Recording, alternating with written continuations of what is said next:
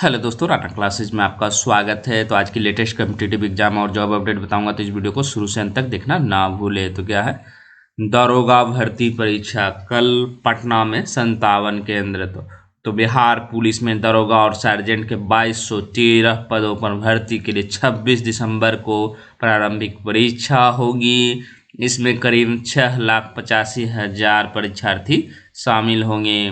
परीक्षा के लिए 1000 से अधिक परीक्षा केंद्र बनाए गए हैं। पटना में 57 केंद्रों पर परीक्षा होगी। इस परीक्षा में प्रशासन की विशेष नज़र होगी। खासकर बिहार पुलिस अवर सेवा आयोग ने परीक्षा में बैठने वाले स्कॉलरों पर विशेष नज़र देने का निर्देश दिया है। ओएसडी संजय कुमार ने बताया कि निर्देश भेजे जा चुके हैं। पटना में क्या है, 57 केंद्रों पर परीक्षा होगी। शुक्रवार को जिलाधिकारी डॉक्टर चंद्रशेखर सिंह की अध्यक्षता में अधिकारियों ने बैठक हुई, जिसमें सुरक्षा व्यवस्था पर चर्चा हुई। सभी केंद्रों पर मजिस्ट्रेट की तैनाती की गई। इसके अलावा 20 जोन में परीक्षा की व्यवस्था की गई है। परीक्षा के लिए 34,052 परीक्षार्थी आवेदन किए हैं। परीक्षा 2 पाली में होगी। पहली पाली 10 से 12 बजे तक और दूसरी पाली 2:30 बजे से 4:30 बजे तक होगी। और इसमें जो क्या क्या रहेगा, तो इसमें जो है आपको एक सीट के लिए करीब 300 से अधिक दावेदार हैं। 2 घंटे की परीक्षा होगी। 200 अंकों के 100 प्रश्न आएंगे। प्रश्नों में सामान्य ज्ञान, समसामयिक मुद्दे से सवाल पूछे जाएंगे। प्रत्येक गलत उत्तर के लिए 0.2 अंक काटे जाएंगे। प्रारंभिक परीक्षा में प्राप्त अंकों के आधार पर रिक्तियों की 20 गुना सफल अभ्यर्थियों का आरक्षण कोटिवार किया जाएगा। तो कल है जो कि 2 परीक्षा सीटिंग में, 2 परीक्षा सीटिंग में मतलब आपकी जिस सीटिंग में है परीक्षार्थियों की संख्या ज़्यादा रहने के कारण 2 सीटिंग में, और दोनों सीटिंग में अलग अलग प्रश्न आएंगे। निगेटिव मार्किंग आपकी है, जो खासकर नए अभ्यर्थी है वो जान ले कि किस तरह के कितने क्वेश्चन है जो कि आते हैं। तो सबसे ज़्यादा जो देखेंगे आप करेंट अफेयर्स के कितने हैं, तो 25 से 30 प्रश्न है जो कि आते हैं। इतिहास से कितने आते हैं, 15 से 20 प्रश्न आते हैं। उसके बाद विज्ञान से 15 से 20 प्रश्न, भूगोल से 12 से 15 प्रश्न, राज्य व्यवस्था से 12 से 15 प्रश्न, 7 से 8 प्रश्न, अर्थव्यवस्था से बिहार स्पेशल से 3 से 4, मैथ और रीजनिंग 5 से 7 प्रश्न। ये पिछला जो बिहार दरोगा प्री हुआ उसका डिटेल है। तो ये आप देख रहे हैं। तो सब जिन्होंने भी करेंट अफेयर्स पर विशेष ध्यान दिया है उनका रिजल्ट है जो कि होने की ज़्यादा संभावना, और जो बहुत ज़्यादा सेट प्रैक्टिस किए हैं, तैयारी अच्छी है, उनकी संभावना ज़्यादा। क्या नए लड़के भी रिजल्ट बिहार दरोगा प्री में निकाल सकते हैं? तो निश्चित रूप से निकाल सकते हैं। उसका कारण क्या है कि करेंट अफेयर्स ही है मेन, क्योंकि पुराने लड़के तो जीएस अच्छा रहेगा, लेकिन करेंट अफेयर्स बहुत सारे पुराने लड़के नहीं पढ़ पाते हैं और लापरवाही बरतते हैं। तो नए लड़के अगर जिनकी करंट अफेयर 25, ये मान लीजिए कि 30 करंट अफेयर्स में 25 या 28 सही करते, तो उनके सिलेक्शन के चांसेस फिर बन जाएंगे। तो ऐसा नहीं है कि आप ग्रेजुएशन किए हैं तो असंभव नहीं है कि अगले साल आप ग्रेजुएशन किया इस साल सिलेक्शन नहीं हो सकती है। तो आप लोग जो कि क्वेश्चन कितना बनाया जाए, सबसे बड़ा सवाल है कि 100 प्रश्न है। तो आखिर कट ऑफ्स को अगर आप देख ले एक नज़र, उसके बाद में बताऊँगा जो कट ऑफ थी अगले साल जो बिहार दरोगा फ्री की, तो ये जनरल की 66.1, 132.2 थी। तो अगर आप जनरल कैंडिडेट हैं, अगर आप 80 से कम बनाते तो इसका कोई मतलब नहीं है, या तो आपकी तैयारी नहीं है या आप डर गए हैं क्वेश्चन देखे, या बहुत ज़्यादा सेफ है। तो क्योंकि ये 10 प्रश्नों पर एक गलत होना है, तो इसीलिए है जो कि आप जो है यहाँ पर मैक्सिमम की कोशिश करें। और अगर आपके नंबर नहीं आ रहे हैं, फिर भी अगर आप 80 में भी नंबर नहीं ला रहे हैं, तो इसका मतलब आपकी तैयारी नहीं है। तो आप मैक्सिमम से मैक्सिमम बनाएं, और लगभग मान कर चला जो अच्छे कैंडिडेट हैं वो तो छोड़े ही ना। तो मेरा सजेस्ट, क्योंकि ये प्री एग्जाम, इससे आपकी मेरिट बनेगी नहीं, तो छोड़ने से कोई फ़ायदा नहीं। हो सकता है कि आपका अंदाज़ा भी सही हो, क्योंकि इतनी कम निगेटिव परीक्षाओं में नहीं होती है, बहुत कम परीक्षाओं में होती इतनी ज़्यादा निगेटिव।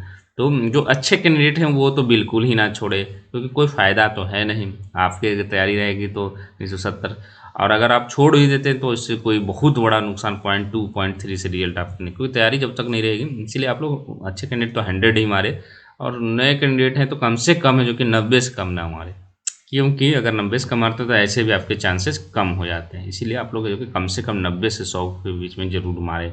मेरा सभी से निवेदन है कि मारे ज़रूर, इससे आपका कोई नुकसान नहीं होगा। क्योंकि अगर आपके रिजल्ट फिर भी नहीं आती, इसका मतलब आपकी तैयारी बढ़िया नहीं थी। इसमें नेगेटिव है ही नहीं, एक तरह से माना जाए है, लेकिन इसको अगर नज़रअंदाज करेंगे तो वही लोग हैं जो कि जो लोग डर जाते हैं अच्छे अच्छे कैंडिडेट को मैंने देखा है कि वो कम मारते हैं, क्योंकि सोचते हैं कि वो फिर आ जाते हैं रेलवे पर। ये रेलवे का एग्ज़ाम नहीं है, यहाँ नेगेटिव बहुत कम है। इसीलिए ये चीज़ अंतर आपको समझना, ना ही एसएससी है, ना ही नेगेटिव मार्किंग की है। ये मान कर थोड़ा सा दिया हुआ है कि आप बहुत ज़्यादा गलती करते, थोड़ा बहुत कटे, लेकिन ये बेअसर है।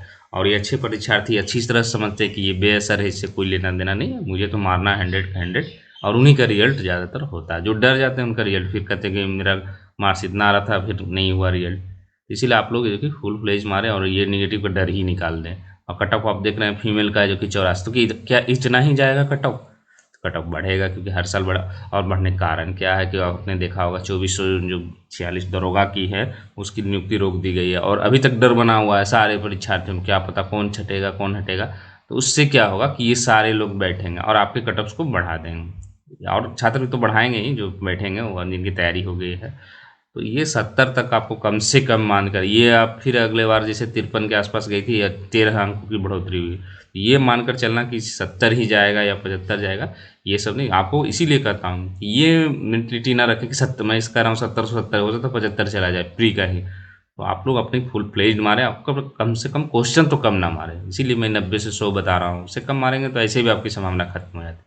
क्योंकि कभी भी आप अंडर एस्टिमेट करके नहीं चल सकते, कट ऑफ इतना ही जाएगा। उसी तरह ईडब्ल्यूएस में आपको देख रहे हैं 117.6 है, बीसी का है जो कि 25.2 है, ईबीसी का 118 मेल का है, एससी का 103 और एसटी का 116 है, और महिलाओं का 88। ये महिलाएं जो कि गलतियां क्या करती है, ये कट ऑफ देख लेती हैं और ये कम मारती हैं। आप लोग भी गलत कम मत समझें, हो सकता है 88 के बदले हो सकता है 130 चला जाए, 140 चला जाए, कुछ भी हो सकता है। इसलिए आप अंडर एस्टिमेट बिल्कुल ना करें कट ऑफ को लेकर। आप भी है जो कि फुल फ्लेज मारे, कम से कम 80 से जरूर तो कम नहीं मारे, क्योंकि आप फिर फंस सकते हैं। फिर आपके ये कट ऑफ देखकर फिर रिजल्ट गायब हो जाएंगे कि अगले बार इतना गया था इस बार भी इतना जाएगा। कि आप लोग मारे। अब आते हैं कुछ दिशा निर्देश का, बीपीएसएससी द्वारा क्या है, जो दो दिशा निर्देश है उसको जो है आप लोग जरूर एक बार, इसलिए मैं आज बता रहा हूँ कि आप लोग ये जो है फोटो पहचान पत्र है, मतलब आईडी कार्ड, चाहे आपको पैन कार्ड हो, चाहे आधार कार्ड हो, चाहे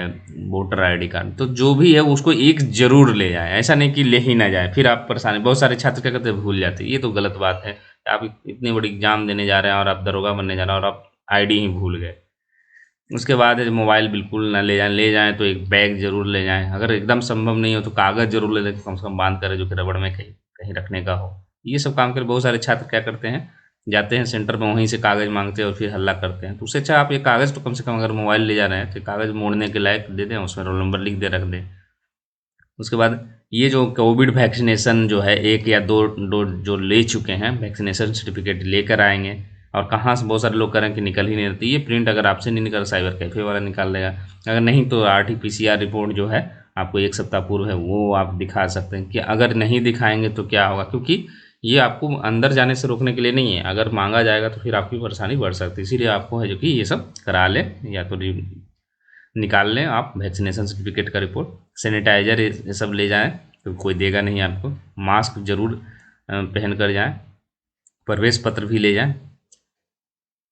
प्रवेश पत्र के बिना परीक्षा भवन में अनुमति नहीं मिलेगी, इसीलिए पहले ही पहुंच जाएं। अब बहुत सारे लोग हड़बड़ी में पहुंचे कि चलो जाम नहीं लगे। जाम को मान ले निकलना भी, होम सेंटर भी है, तो फिर भी जो कि आप ये मान कर चलिए जाम लगेगा, उस टाइमिंग को निर्धारण करके आप घर से निकलें। अगर आप फर्जी हैं तो आप पर कार्रवाई होगी। फिर अपने स्थान पर ही बैठेंगे। कोई भी लिखित सामग्री, सादा कागज़, ये सब परीक्षा कक्ष में नहीं ले जाना है। OMR पत्रक पर आपकी पहचान, कोई भी आपको चिन्ह नहीं बनाना है, और आपको OMR है जो कि दे देना है। और क्वेश्चन भी जो कि आपको नहीं देना है। बहुत सारे लोग ये परीक्षा होने के बाद क्या मुझे ले जाना है, ये प्रश्न पुस्तिका भी आपको लौटा देनी, प्रश्न पुस्तिका की बाहर नहीं आएगी। तो ये सब है जो कि कंडीशन है, ये है जो कि करें। और आप लोग है जो कि सेंटर पर बहुत जल्दी, कम से कम है जो कि अगर आपके 10 बजे है तो आप अगर संभव हो तो 8 से 9 बजे के बीच में ही पहुंच जाएं। 2 बजे है तो 12 से, क्योंकि आप जितना आप देखेंगे वहाँ पहुँचे रहेंगे तो मेंटली ज़्यादा सेट रहेंगे। बहुत सारे लोग हड़बड़ी में पहुँचेंगे तो आपको लगेगा मैं लेट हो गया हो, आपका ध्यान बस यही रहेगा कि मैं हड़बड़ी में आया हूँ। इसीलिए आप लोग सेंटर पर पहले पहुँच जाएँ। और परीक्षा है जो कि, क्योंकि ये दरोगा बनने की एक प्रक्रिया है, इसमें उसके बाद है जो कि मेंस होगी, उसके बाद फिजिकल होगी। और बिहार में एक परीक्षा और 4200 ग्रेड पे की परीक्षा लेने का ये बढ़िया अवसर है। दूसरी खबर का, तो ये बिहार लोक सेवा आयोग ने कृषि पदाधिकारी उप परियोजना निदेशक आत्मा सहायक निदेशक पदों की भर्ती आयोजित परीक्षा का रिजल्ट है जो कि जारी कर दिया है। और 548 अभ्यर्थी है जो कि साक्षात्कार में सफल हुए थे। 231 अभ्यर्थियों का चयनित परिणाम है जो कि नाम वाइज है जो कि जारी कर दिया गया है। इसी प्रकार 6 अभ्यर्थी आरक्षित वर्ग में नॉन क्रीमी लेयर प्रमाण पत्र प्रस्तुत नहीं कर चुके हैं। तो ये जो है आप अगर ये कास्ट देंगे तो ये अनुमान नहीं होगा। ये BSSC इंटर लेवल वाले इसको ध्यान से पढ़ें। कट ऑफ से कम अंक वाले है जो कि परीक्षा फल है जो कि इसी प्रकार 6 अभ्यर्थी आरक्षित वर्ग में नॉन क्रीमी लेयर प्रमाण पत्र जो कि प्रस्तुत, क्योंकि ये जब तक प्रस्तुत नहीं करेंगे तो आपको ये नहीं कहा रहा कि उस डेट से, लेकिन आपको प्रस्तुत करना पड़ेगा। ये आप देख रहे हैं नहीं करेंगे तो आपको परेशानियां हो सकती, इसीलिए करें। कास्ट नहीं चलेगा, NCL के वजह कास्ट बिल्कुल नहीं चलेगा। उसके बाद आते हैं दूसरी खबर पर, नामांकन के लिए काउंसलिंग शुरू।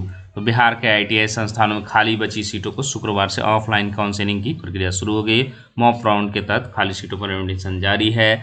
GCEC के मेरिट के आधार पर छात्रों को अलग अलग समय और तिथि को बुलाया गया है। ऑफलाइन काउंसलिंग 24 दिसंबर से 5 जनवरी तक चलेगी। काउंसलिंग जिलावार आयोजित की जाए। पहले दिन पटना, नालंदा, गया के साथ अन्य जिलों की काउंसलिंग हुई। भोजपुर जिले की काउंसलिंग 28 दिसंबर से शुरू हो जाएगी। 29 दिसंबर को नवादा, कैमूर के साथ अन्य जिलों की काउंसलिंग होगी। 17-18 फरवरी को 32,000 शिक्षकों को मिलेंगे नियुक्ति पत्र। तो तकरीबन है जो कि 32,000 माध्यमिक एवं उच्च माध्यमिक शिक्षकों को नियुक्ति पत्र है जो कि 17-18 फरवरी को दिए जाएंगे। नियोजन इकाई द्वारा 10 जनवरी से नियुक्ति प्रक्रिया प्रारंभ होगी। शुक्रवार को शिक्षा विभाग की ओर से नियोजन शेड्यूल संबंधी सूचना जारी की गई। बता दें कि राज्य निर्वाचन आयोग द्वारा अनुमति नहीं मिलने से शिक्षा विभाग की प्रक्रिया जो कि स्थगित कर दी गई। शेड्यूल इस प्रकार है, 10 जनवरी तक है जो कि औबंधिक मेधा सूची का प्रकाशन है। 11 से 25 जनवरी मेधा सूची पर आपत्ति लेना। 1 फरवरी तक है जो कि आपत्तियों का है जो कि निराकरण करना है। फिर है 3 फरवरी तक अंतिम मेधा सूची का प्रकाशन। उसी तरह बढ़ते जा रहा 17 फरवरी को यहाँ पर आप देख रहे हैं कि जिला स्तर पर है जो कि नियोजन इकाइयों के द्वारा सहमति मिलने के बाद मेधा क्रम नगर निगम चयनित नियोजन पत्र देना और जिला परिषद चयनित अभ्यर्थी। मतलब ये बड़ी अच्छी खबर है कि आपको एक टाइमलाइन दिया गया है कि आपको 17 और 18 फरवरी को 32,000 शिक्षकों को नियुक्ति पत्र है जो कि मिल सकती है। तो ये बड़ी खबर है उनके लिए जो काफ़ी वर्षों से जो कि इंतजार कर रहे थे कि कब ये प्रक्रिया पूरी होगी और ज्वाइनिंग लेटर मिलेगा। JPSC PT में दिया आरक्षण का लाभ, अभ्यर्थियों ने दी चुनौती। तो JPSC ने 7वीं से 10वीं संयुक्त सिविल सेवा PT आरक्षण का लाभ दिया। आरक्षण का लाभ देते हुए आयोग ने PT का कोटिवार रिजल्ट जारी किया, साथ ही कोटिवार कट ऑफ मार्क्स भी जारी किया है। PT में आरक्षण तब दिया गया जब Jharkhand combined civil services examination rule 2001 और संशोधित 2021 के अनुसार प्रारंभिक परीक्षा में आरक्षण देने का कोई प्रावधान नहीं है। इसके बाद भी ये जो कि JPSC ने 7वीं से 10वीं संयुक्त सिविल सेवा PT में आरक्षण का लाभ देते हुए 44 अभ्यर्थियों को कोटिवार चयन का रिजल्ट जारी किया। इसमें आरक्षित कोटा के 3476 अभ्यर्थी शामिल है। PT में आरक्षण का लाभ देने से अभ्यर्थी कुमार सेन ने अन्य चुनौती दी। उन्होंने PT रिजल्ट को नियमावली विज्ञापन की शर्तों से विरुद्ध बताते हुए रद्द करने की मांग की है। प्रावधान नहीं रहने पर भी आरक्षण का लाभ। प्रार्थियों की ओर से अधिवक्ता अमृतांश वत्स ने याचिका दायर की है। उन्होंने बताया कि PT में आरक्षण का प्रावधान नहीं रहने के बाद भी आयोग ने आरक्षण का लाभ देते हुए रिजल्ट जारी किया है, जो पूरी तरह से असंवैधानिक व नियम विरुद्ध है। झारखंड है जो कि हाईकोर्ट विभिन्न मामलों में JPSC शपथ पत्र के विरुद्ध है।